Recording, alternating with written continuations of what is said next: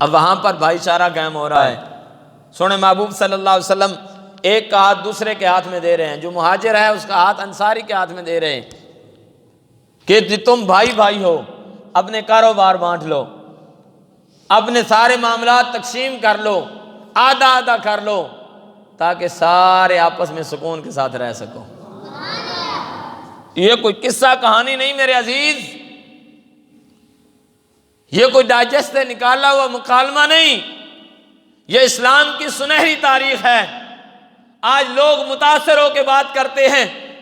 کہ ہم جب انگریز کا مال لیتے ہیں تو وہ پائیدار ہوتا ہے،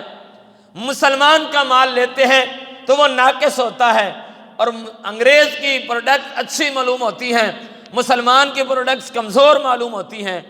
تو میں نے کہا تمہیں سمجھ نہیں آئی، سوچا نہیں ہے تم نے، اسلام کی ہسٹری کو نہیں پڑھا۔ جہاں بزرگ بیٹھے ہوئے ہیں ذرا مجھے جواب دیجئے گا، آج آپ ڈاکٹر سے جا کر دوائی لیتے ہیں اور پہلے آپ حکیم سے دوائی لیتے تھے، حکیم کی دوائی فائدہ مند ہوتی تھی یا ڈاکٹر کی دوائی؟ ڈاکٹر کی دوائی ایک مرض کے لیے کھاتے ہیں نا آپ، تو اس سے کوئی نہ کوئی دوسرا انفیکشن بھی لگ جاتا ہے، وہ معدے کو ہیٹ کر جاتی ہے، وہ گردوں پہ اثر کر جاتی ہے۔ لیکن طب نبوی جو تھی، حکمت جو تھی، اس کے اندر فائدہ یہ تھا کہ وہ کوئی ریاکشن نہیں کرتی تھی، اگر مرض کو آرام نہیں بھی آیا تو مریض کو نقصان نہیں ہوتا تھا۔ تو اس کا مطلب یہ ہے کہ آج ہمیں دکھایا کچھ اور گیا ہے۔ اگر مسلمانوں کی وہ پروڈکٹ لانچ کر دی جائے، آج بھی وہ لے آ کر مارکیٹ میں اویلیبل طب نبوی کر دی جائے، تو انشاءاللہ وہی فائدہ دے گی جو میرے مصطفیٰ نے زبان سے فرمایا ہوگا۔ بھائی ٹوتھ پیسٹ کر لیں، یہ پروڈکٹ انگریز کی ہے، اور مسواک میرے مصطفیٰ کی۔ آج انگریز کی لیبارٹری میں جا کے ہی پتہ کر لیں تو وہ کہتا ہے گو صاف ضرور کرتی ہے یہ منہ کو، یہ ٹوتھ پیسٹ، یہ برش، لیکن وہ بھی کہنے پہ مجبور ہے جو فائدے مسواک کے ہیں اس کے بھی نہیں ہو سکتے۔ تو پتہ چلا کہ ہماری پروڈکٹس پر لیبل غلط لگ گیا، یہ تو خود پڑے ہوئے ہی انگریزوں سے ہیں، انہوں نے مصطفیٰ کی سنتوں کو کیا اجاگر کرنا ہے۔ آج بھی اگر کوئی ایک نمبر چیز ہے تو وہ مصطفیٰ کے ماننے والے ہی دے سکتے ہیں، اور اسی میں فائدہ ہو سکتا ہے۔ اور یہ جو مثال قائم کر دی گئی کہ اپنا سب کچھ بھائیوں میں تقسیم کیا جا رہا ہے، آج انگریز کا نالج پڑا تو ایک ایک مرلے کے لیے بھائی بھائی کو قتل کر رہا ہے۔ ایسا ہو رہا ہے نا بھائی، کتنے کیس ایسے دیکھے جاتے ہیں، بھتیجا چاچا کے دوالے ہے، چاچا بھتیجے کے دوالے ہے،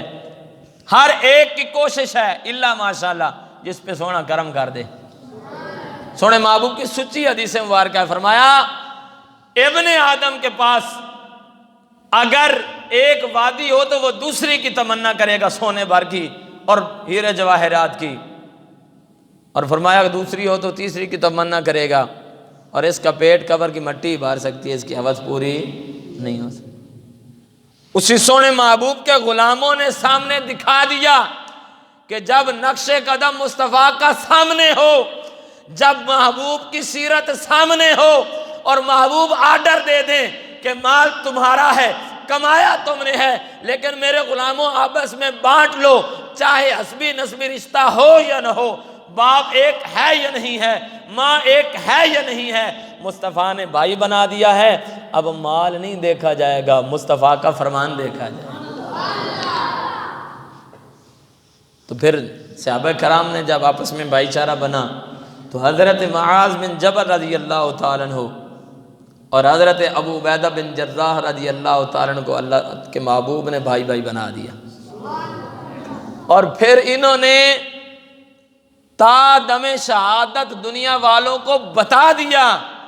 کہ جب رشتہ مصطفیٰ نے بنایا ہو پھر موت تو آ سکتی ہے، یہ رشتہ ٹوٹ نہیں سکتا ہے۔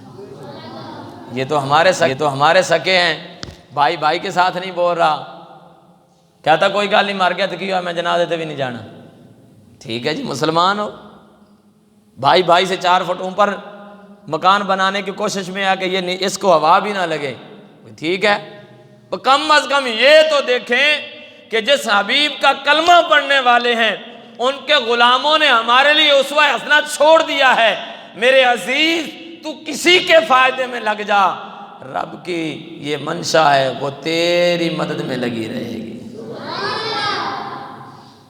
اور جب آیا تھا نا سفیر